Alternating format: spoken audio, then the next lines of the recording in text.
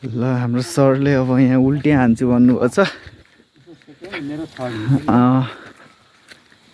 ल है सुन्नु बाबुले हान्छ सुरुमा।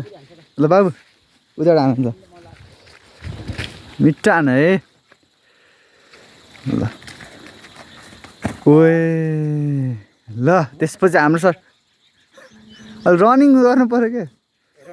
अनि कहाँ हेर्नु न सुरुमा यसको सुरुमा यसको हेर्नु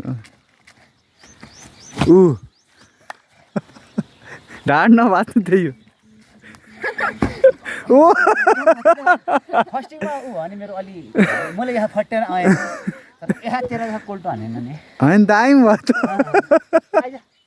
फेरि एकचोटि ल फेरि एकचोटि है सही हानिदिनु भयो यार।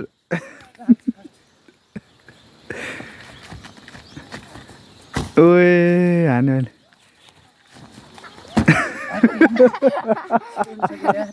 दामी भयो के मिठो हान्नु है सर है। यस्तो उमेरमा यत्तिको हान्नु भनेको चाहिँ होइन। ओ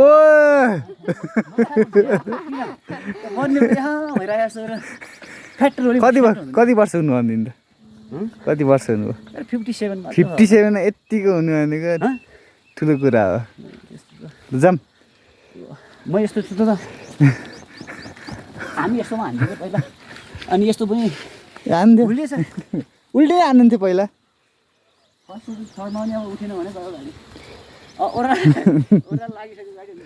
यस्तो उमेरमा यत्तिको हान्नु भनेको ठुलो कुरा हो। ल भयो क्या भयो क्या भयो। धेरै हान्न मन थियो उड्न सकेन धेरै प्र्याक्टिस गर्नुपर्ने छ। बुढीलाई दुध खुवाएर चना खुवा बुढी अन्डा खुवा बुढालाई तुरुन्तै यो रोलिङबाट उठायो भने पुनः पास भन्नुभयो।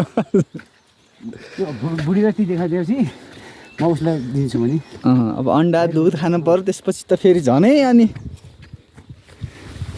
बुढाले त्यहाँदेखि फ्यान छोड्यादिन नखाने भनेको छ नि।